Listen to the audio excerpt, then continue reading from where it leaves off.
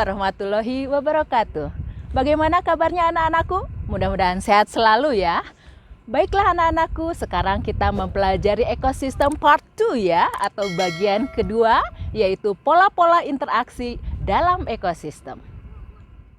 Inilah materi yang akan kita pelajari kali ini, yaitu tentang ekosistem. Bagian kedua, pola-pola interaksi dalam ekosistem bersama Ibu Dr. Randa Rika Rahmayanti MPD. Kompetensi dasarnya di sini ada dua, yaitu menganalisis data dari berbagai sumber tentang ekosistem dan semua interaksi yang berlangsung di dalamnya, dan mensimulasikan interaksi antar komponen dalam suatu ekosistem. Sedangkan indikator pencapaian kompetensinya di sini ada 4 ya, yaitu menelusuri aliran energi yang terjadi dalam ekosistem, menganalisis daur biogeokimia yang terjadi dalam ekosistem, menganalisis interaksi antar komponen ekosistem, melakukan simulasi interaksi antar komponen ekosistem. Kita lihat bagian A, di sini ada skema daur materi dan arus energi. Arus energi adalah rangkaian urutan pemindahan bentuk energi satu ke bentuk energi yang lain, dimulai dari sinar matahari, lalu ke produsen, ke konsumen primer herbivora ya, kemudian ke konsumen yang lebih tinggi yaitu konsumen sekunder karnivora kecil dan konsumen tersier karnivora besar, sampai ke detritivor dan dekomposer atau pengurai. Di sini kalian perhatikan ada energi yang berpindah dari energi cahaya matahari yang ditangkap oleh produsen yaitu tumbuhan hijau dalam proses fotosintesis sehingga dihasilkan makanan sebagai sumber energi. Nah, makanan yang dihasilkan itu merupakan produksi primer kotor, jadi belum bersih. Apa maksudnya belum bersih? Karena produksinya dia gunakan sendiri sebagian untuk respirasi atau bernafas. Nah, dari bernafas ini dikeluarkan energi panas. Jadi ada energi yang berubah dari energi cahaya menjadi sumber makanan, yaitu energi kimia, dan berubah menjadi energi panas berupa respirasi. Nah, kalau sudah berespirasi, makanan yang dihasilkan itu sudah menjadi produksi primer bersih. Jadi sudah ada energi yang digunakan oleh respirasi, begitu ya. Kemudian di sini energinya dikonsumsi oleh konsumen pertama yaitu herbivora ya. Nah, herbivora juga sama tadi melakukan respirasi karena makhluk hidup itu kan harus bernafas ya, maka energi panasnya ada yang dilepaskan. Nanti energinya dari konsumen primer akan dimakan oleh konsumen sekunder. Nah, energinya sebagian ada yang dilepaskan lagi karena konsumen sekunder pun bernafas ya, maka energinya semakin berkurang begitu ya. Kemudian konsumen sekunder dimakan oleh konsumen tersier yang karnivora lebih besar lagi. Sama seperti tadi, konsumen tersier melakukan respirasi sehingga ada energi panas yang terbuang ke atmosfer begitu ya. Nah, kemudian kalau produsen, konsumen 1, konsumen 2, konsumen 3 mati akan diuraikan oleh dekomposer atau pengurai, dan ada yang dimakan bangkainya oleh detritivor. Kan detritivor itu pemakan detritus atau bangkai begitu ya yang sudah mati begitu ya. Nah, di sini energi akan berpindah dari konsumen 1, 2, 3 maupun dari produsen begitu ya. Nah, sekarang kalian lihat apa yang dimaksud dengan daur materi. Daur materi merupakan siklus perubahan dan perpindahan materi yang terjadi dalam suatu rantai makanan. Ini rantai makanan ya. Proses makan dan dimakan itu ya dimulai dari produsen sampai ke konsumen yang terakhir gitu ya, yang disebutnya konsumen puncak. Kalau yang terakhir itu itu. Namun setelah mati ada yang terurai, diuraikan menjadi unsur hara. Nah, kalau materi itu, unsur hara akan kembali lagi digunakan oleh produsen dalam kehidupannya, gitu ya. Maka di sini ada perputaran materi dari produsen ke konsumen, kemudian ke dekomposer, kemudian nanti kembali lagi ke produsen. Sehingga kalau materi itu disebutnya daur karena kembali lagi ke produsen. Begitu ya. Kalau energi tidak kembali lagi. Kenapa? Karena ada energi yang terbuang dalam bentuk energi panas ya. Sehingga kalau energi itu disebutnya arus energi. Berikutnya yang B yaitu rantai makanan. B1 dulu ya, rantai makanan. Nah, kalian lihat di sini pengertian dari rantai makanan adalah serangkaian proses makan dan dimakan antara sesama makhluk hidup dengan urutan-urutan tertentu. Di sini misalnya ya, kalian lihat rumput dimakan oleh belalang, belalang dimakan oleh katak, katak dimakan oleh ular, dan ular dimakan oleh elang. Kemudian nanti organisme makhluk hidup ini akan mati, akan diuraikan oleh dekomposer atau pengurai, misalnya fungi atau jamur dan juga bakteri ya. Nah, sekarang kita lihat pada rantai makanan ada dua tipe rantai makanan. Yang pertama yaitu rantai makanan perumput. Apa sih rantai makanan perumput? Nah, rantai makanan perumput adalah rantai makanan yang diawali dari tumbuhan sebagai trofik awalnya. Contoh ini yang tadi yang Ibu sebutkan, contohnya rumput dimakan oleh belalang ya. Rumput itu kan sebagai produsen dimakan oleh belalang sebagai konsumen primer, kemudian belalang dimakan oleh katak sebagai konsumen sekunder, katak itu ya. Kemudian dimakan oleh ular, katak itu, ular disebut konsumen tersier, dan elang sebagai konsumen final atau puncak begitu ya.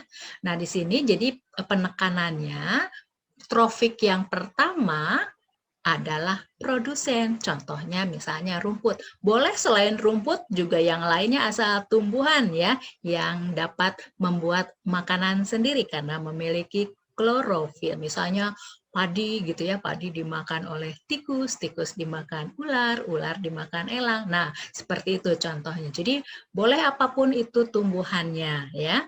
Kemudian yang kedua, rantai makanan detritus. Rantai makanan yang dimulai dari detritus sebagai trofik awalnya. Nah, itu pengertian dari rantai makanan detritus.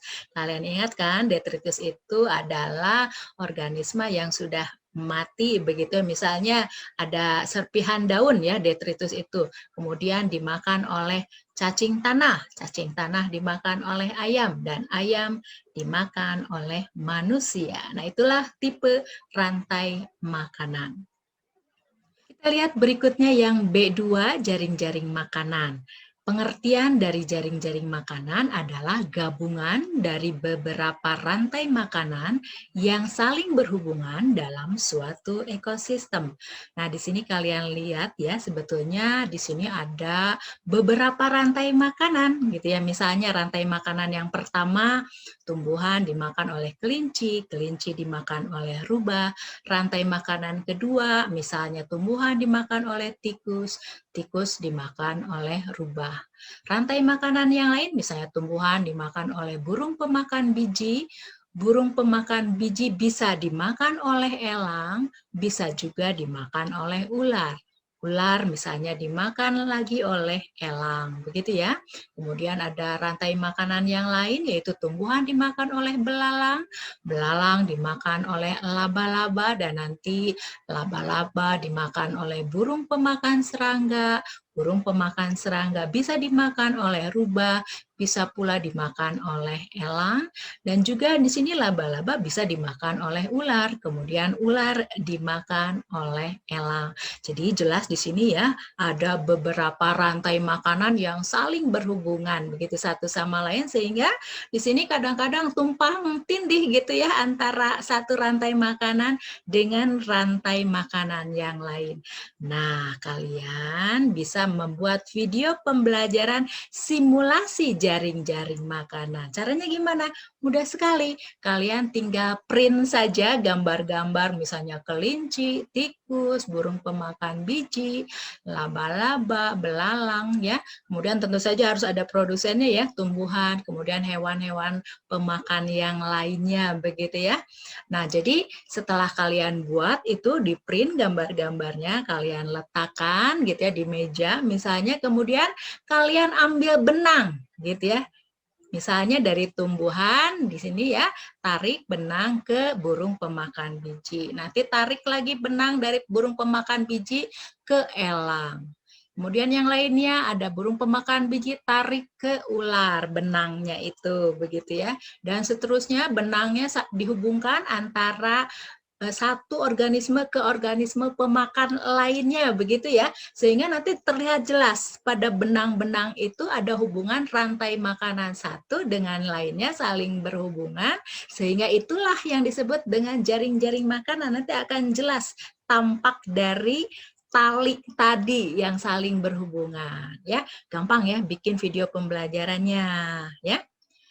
Nah, sekarang yang C, yaitu piramida ekologi. Pengertian dari piramida ekologi adalah gambaran susunan antar trofik dapat disusun berdasarkan kepadatan populasi, berat kering, maupun kemampuan menyimpan energi pada tiap trofik. Tingkat trofik adalah tingkat dalam rantai makanan di mana suatu organisme memperoleh energi. Nah, di sini kalian lihat tingkat trofik yang pertama itu adalah produsen. Misalnya contohnya padi begitu ya. Padi dimakan oleh belalang. Nah, belalang itu disebutnya konsumen primer atau herbivora. Dia menempati trofik kedua. Kemudian belalang misalnya dimakan oleh katak. Katak sebagai konsumen kedua ya, konsumen sekunder, tapi trofiknya trofik 3, dan katak dimakan oleh ular, ular sebagai konsumen tersier ya, dia menempati trofik keempat, dan terakhir di sini ada konsumen puncak, pokoknya yang terakhir itu disebut konsumen puncak atau final begitu ya. Itu di sini elang contohnya menempati trofik 5 begitu ya. Nah, jadi urutan pertama itu disebutnya trofik pertama yang ditempati oleh produsen. Sedangkan konsumen primer atau konsumen pertama itu oleh belalang. Nah, ini kalau ada soal ditanyakan konsumen satu siapa di sini? Begitu ya, berarti konsumen satu adalah belalang. Tapi kalau yang ditanyakan trofik pertama atau trofik ke-1 siapa? Berarti jawabannya trofik ke-1 adalah padi. Awas jangan tertukar antara trofik dengan konsumen. Nah, itu suka ada yang keliru soalnya ya.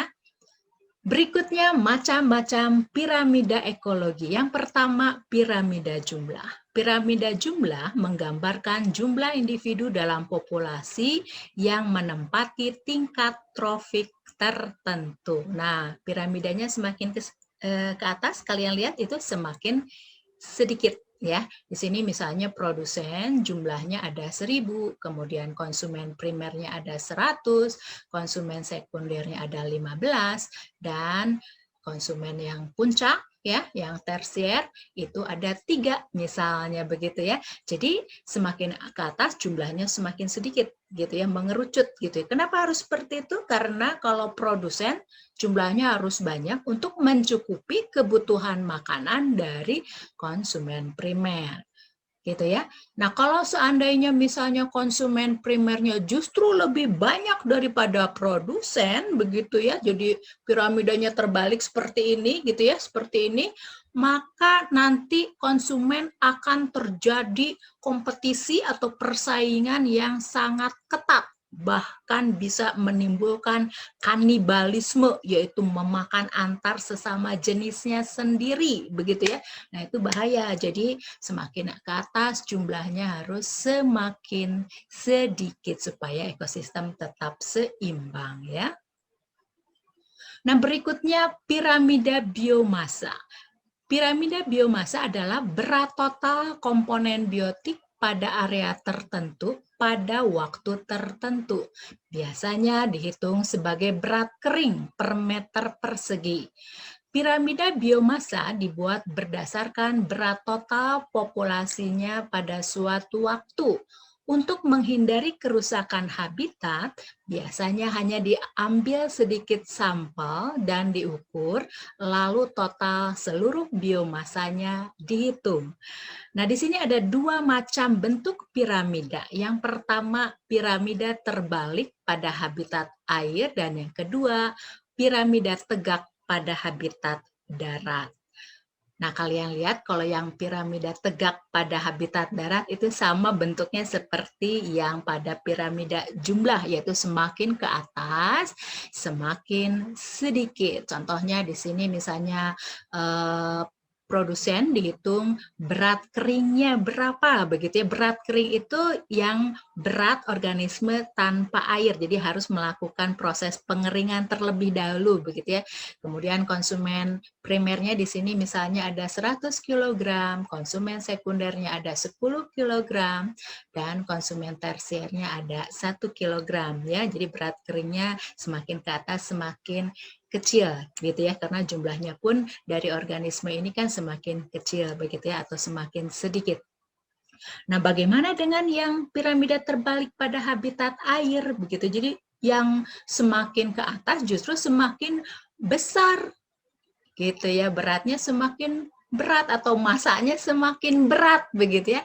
Nah, karena produsen gitu ya, setelah diukur, ditimbang, masanya itu ringan gitu. Walaupun jumlahnya banyak, misalnya produsen di air itu kan alga ya atau ganggang begitu ya. Jumlahnya banyak memang begitu ya. Tapi setelah ditimbang itu beratnya ringan gitu. Misalnya di sini ada 4 gram per meter persegi. Nah, alga dimakan oleh ikan kecil. Ikan kecil itu ditimbang ternyata masanya lebih besar dibandingkan dengan produsen gitu ya, sehingga di sini misalnya ada 8 gram per meter persegi. Kemudian ikan kecil ya, herbivora dimakan oleh ikan yang besar, karnivor ya. Ditimbang karnivornya ternyata beratnya misalnya 12 gram per meter persegi. Jadi bentuknya terbalik, yang sedikit justru yang di bawah karena memang timbangannya, masanya gitu ya, atau beratnya itu lebih kecil yang produsen dibandingkan dengan herbivor maupun yang karnivor. Berikutnya yang ketiga, piramida energi. Nah, kalian lihat di sini pengertian dari piramida energi merupakan gambaran yang paling baik tentang aliran energi dalam ekosistem karena tidak tergantung pada ukuran dan jumlah individu, tetapi menggambarkan besarnya energi pada taraf trofik. Energi yang mampu disimpan oleh individu dinyatakan dalam kalori per meter persegi per satuan waktu atau hari. Nah, misalnya ini ya, piramida energi itu satuan unit energinya adalah kilokalori per meter persegi per hari.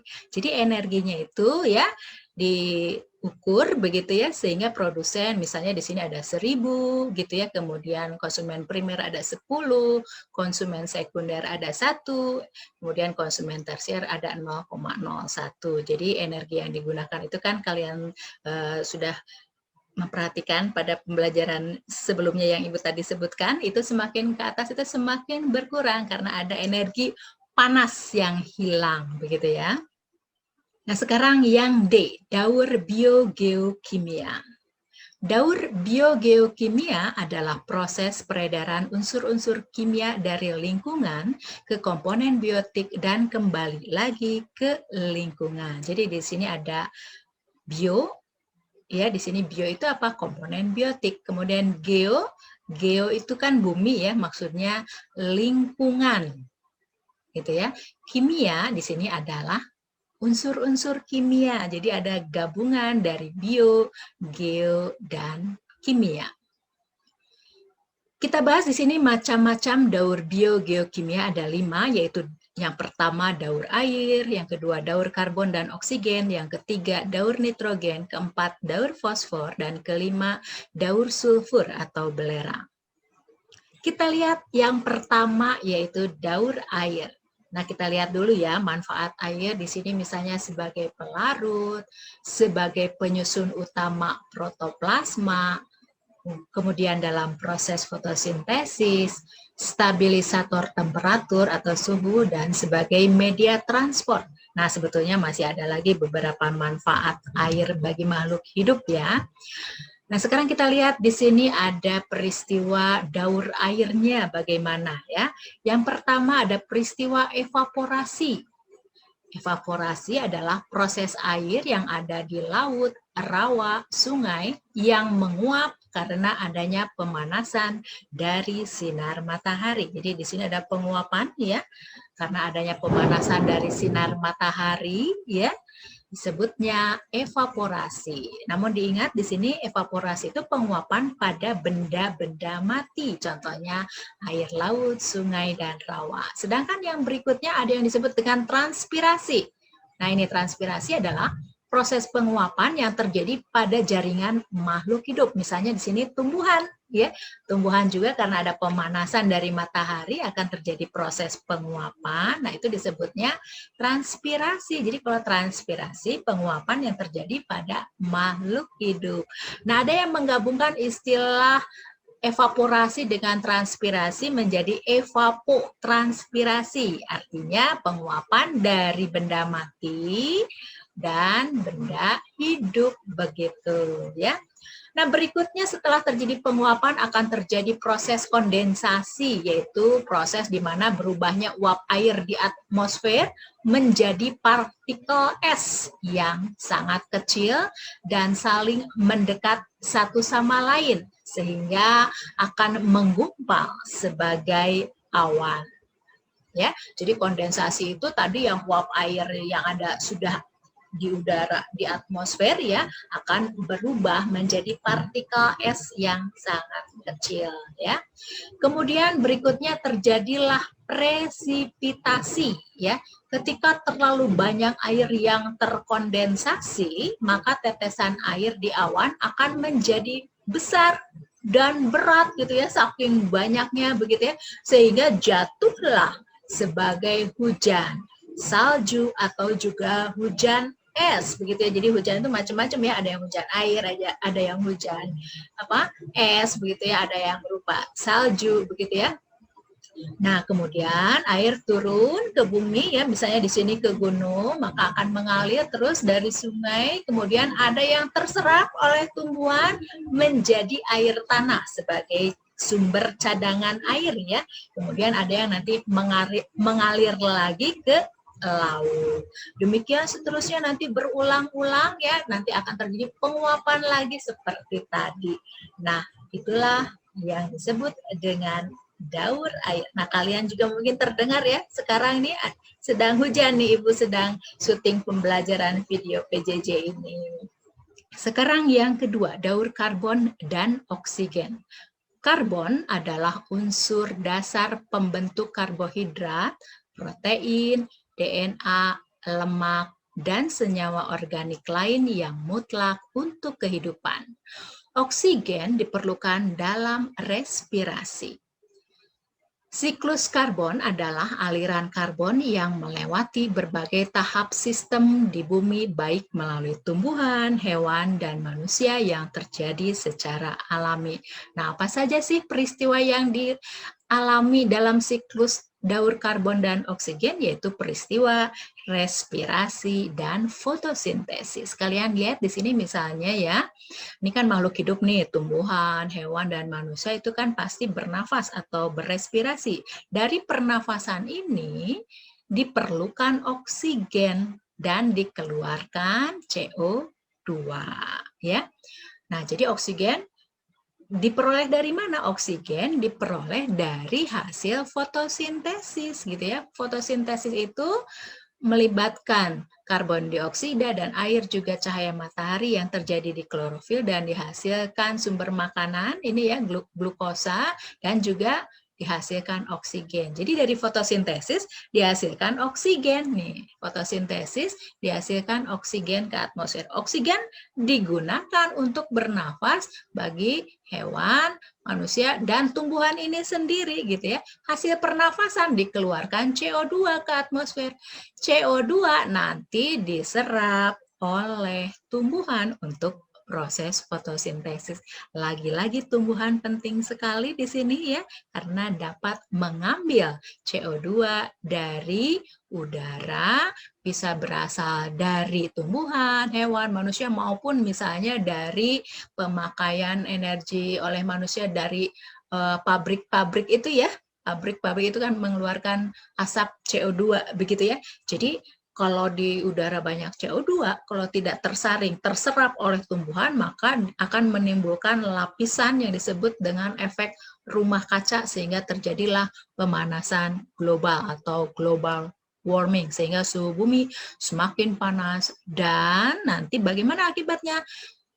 Es di daerah kutub akan mencair sehingga daratan nanti akan semakin tenggelam. Kalau airnya semakin banyak mencairkan es di kutub itu, maka daratan akan bisa tenggelam lama-lama. Nah, lagi-lagi harus dijaga tumbuhan itu jangan sampai ditebangi sedemikian rupa ya. Yang ketiga, daur nitrogen. Nitrogen merupakan komponen penting protein, vitamin, dan asam nukleat seperti DNA.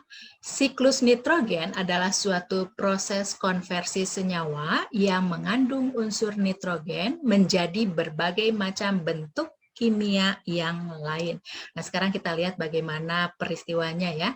Yang pertama yaitu fiksasi. Fiksasi adalah pengikatan nitrogen yang terdapat di udara menjadi amonia. Jadi di sini ada nitrogen di udara ya, akan diikat oleh bakteri yang mengikat nitrogen atau bakteri fiksasi nitrogen. Kemudian ada peristiwa amonifikasi yang kedua. Amonifikasi adalah tahapan di mana sisa-sisa tanaman dan limbah terurai oleh organisme dan menghasilkan amonia. Nah ini ya tumbuhan yang sudah mati dan juga hewan akan diuraikan oleh dekomposer. Di sini ada fungi dan bakteri begitu ya.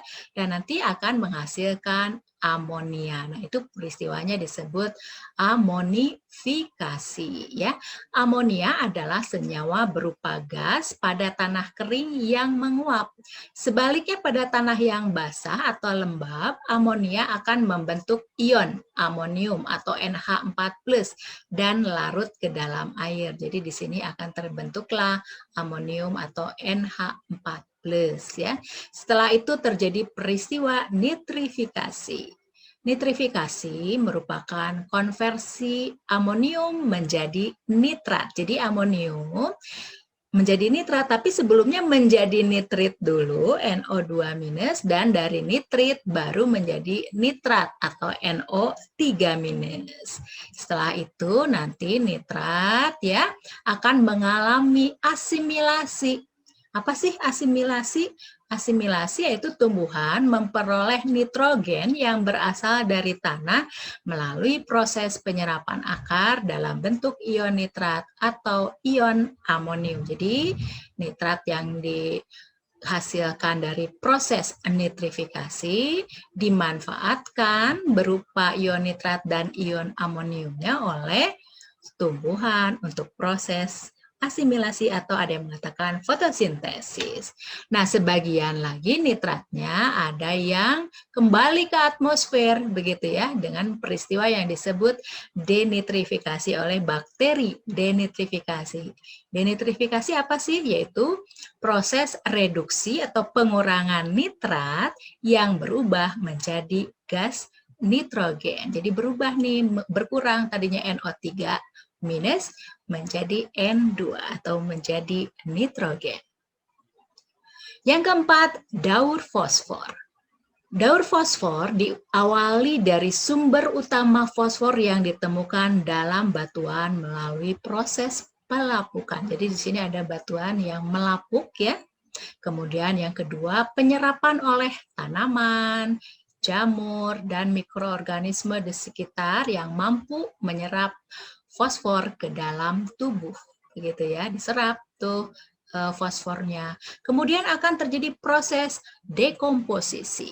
Jadi fosfor akan kembali lagi ke lingkungan melalui proses penguraian atau dekomposisi. Jadi keluar lagi gitu ya fosfornya ke lingkungan. Kemudian terjadilah yang keempat, mineralisasi oleh peran bakteri dalam tanah yang akan memecah bahan organik menjadi bentuk fosfat yang dapat diserap lagi oleh tanaman. Kemudian fosfor ini ada yang ke air begitu ya, terbawa oleh air. Fosfor yang terkandung dalam air akan terus berjalan siklusnya hingga menjadi sedimen atau endapan dan menuju ke lautan. Oleh karena itu fosfor banyak di batu karang dan fosil ya. Nah, jadi kembali lagi seperti tadi, nanti batu karang akan melapuk lagi ya, berulang-ulang seterusnya. Nah, fosfor membentuk berbagai senyawa penting bagi organisme hidup seperti asam nukleat dan senyawa pembawa energi yaitu ADP dan juga ATP. Kita lihat yang kelima, daur sulfur atau belerang.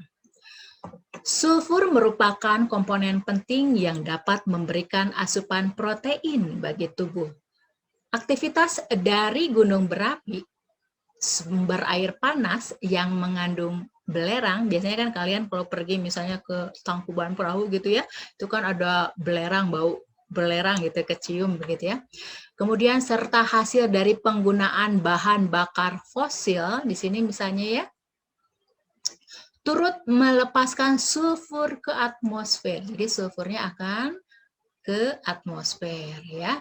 Nanti gas SO2 ya yang telah berada di udara akan mengalami oksidasi dan kemudian menjadi gas sulfat atau SO4. Jadi di sini SO2 berubah menjadi SO4.